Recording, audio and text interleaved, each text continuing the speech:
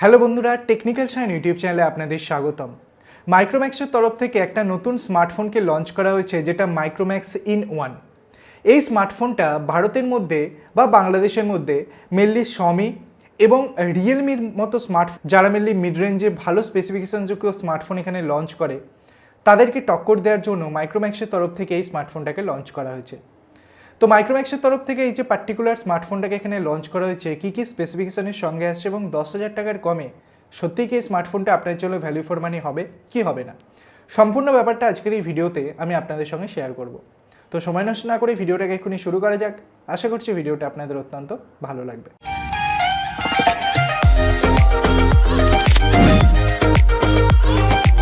বন্ধুরা, মাইক্রোম্যাক্স মতো যে কোম্পানি, আপনারা জানেন কি গত বছর ভারত এবং চীনের মধ্যে যখন লড়াই হচ্ছিল, তখন এই সুযোগটাকে কাজে লাগিয়েছিল Micromax mainly made in India smartphone তারা লঞ্চ করেছিল। এর আগেও মাইক্রোম্যাক্সের তরফ থেকে দুটো স্মার্টফোনকে লঞ্চ করা হয়ে গেছে। এখন মাইক্রোম্যাক্স রিসেন্টলি মাইক্রোম্যাক্স ইন 1 স্মার্টফোনটাকে লঞ্চ করেছে।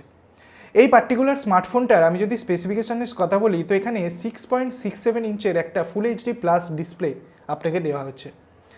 আমি যদি এর পিক ব্রাইটনেসের কথা বলি, তো 400 নিটসের পিক ব্রাইটনেস আপনি পাবেন এবং 91.4% স্কিন টু বডি রেশিও এখানে আপনি দেখতে পাচ্ছেন। আমি যদি ডিসপ্লে কোয়ালিটির কথা বলি, তো অবশ্যই এখানে বলে দেওয়া হয়নি কি টিএফটি ডিসপ্লে ইউজ করা হয়েছে না আইপিএস ডিসপ্লে ইউজ করা হয়েছে, কিন্তু এখানে ফুল এইচডি প্লাস ডিসপ্লে আপনাকে দেওয়া হচ্ছে। এরপর যদি আমি এর প্রসেসরের কথা বলি, তো MediaTek Helio G80 প্রসেসর এখানে ইউজ করা হয়েছে। র্যাম ভেরিয়েন্ট মেনলি দুটো ভেরিয়েন্ট এখানে লঞ্চ করা হয়েছে, একটা 4GB র্যাম 64GB ইন্টারনাল এবং একটা 6GB র্যাম 128GB ইন্টারনাল।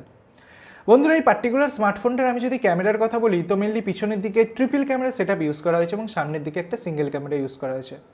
পিছনের দিকে যে প্রাইমারি ক্যামেরাটা, সেটা একটা 48 মেগাপিক্সেলের শুটার, নর্মালি যেরকম আপনারা দেখতে পান এইরকম প্রাইস রেঞ্জের মধ্যে। সেকেন্ডারি একটা 2 মেগাপিক্সেলের ডেপথ সেন্সার এবং 2 মেগাপিক্সেলের ম্যাক্রো সেন্সার ইউজ করা হয়েছে।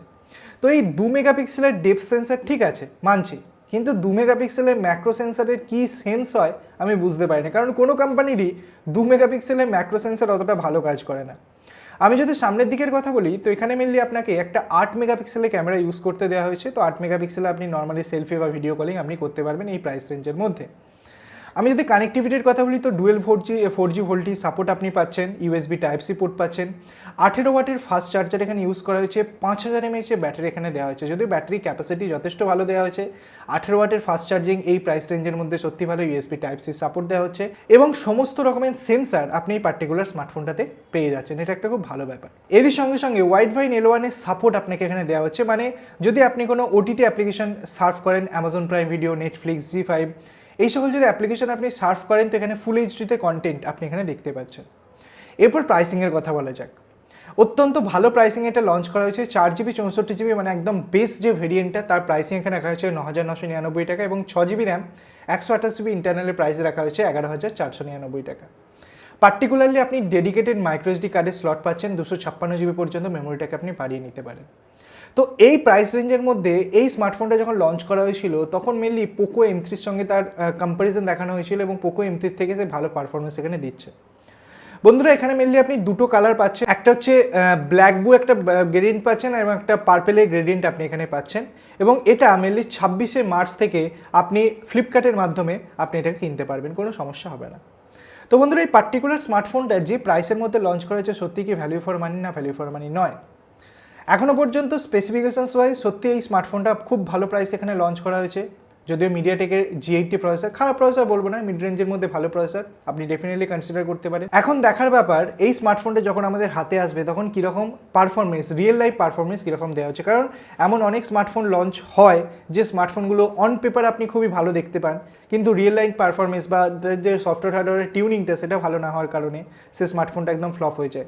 এর আগেও মাইক্রোম্যাক্স নোট 1 যে স্মার্টফোনটাকে লঞ্চ করা হয়েছিল, সেই স্মার্টফোনটায় অনেক প্রবলেম ছিল। প্রবলেমের মধ্যে প্রথমেই ক্যামেরা প্রবলেম ছিল, তারপর মাল্টিটাচ ফাংশনালিটিস এখানে কাজ করছিল না। তো এইরকম প্রবলেম যদি এই পার্টিকুলার স্মার্টফোনটাতে আসে, তো পরবর্তীকালে সেটা ব্যাপারটা খারাপ হবে। এবং আমি মনে করি যে 48 মেগাপিক্সেল 2 মেগাপিক্সেল না দিয়ে একটা যদি 48 মেগাপিক্সেলের ক্যামেরা এবং একটা 12 কি 13 মেগাপিক্সেলের একটা আল্ট্রাওয়াইড ক্যামেরা দিত, সেটা বেস্ট হতো আমার মতে। শুধুমাত্র 2 মেগাপিক্সেলের ম্যাক্রো ক্যামেরা কোনোরূপ কাজ হয় না, শুধুমাত্র এটাই আমার ফল্ট লেগেছে এই প্রাইস রেঞ্জের মধ্যে। এখন এই সম্পর্কে আপনার কি মতামত, অবশ্যই কমেন্ট সেকশনে কমেন্ট করে অবশ্যই বলবেন। তো যদি ভিডিওটা ভালো লাগে, নতুন কিছু জানতে পারেন তো লাইক করবেন, বন্ধুদের সঙ্গে শেয়ার করবেন, চ্যানেলটিকে সাবস্ক্রাইব করে পাশে বেল আইকনটিতে ভুলবেন না এরকম ইন্টারেস্টিং ভিডিও ডেলি দেখার জন্য। ধন্যবাদ ভিডিওটিকে দেখার জন্য, সবাই খুব ভালো থাকবেন।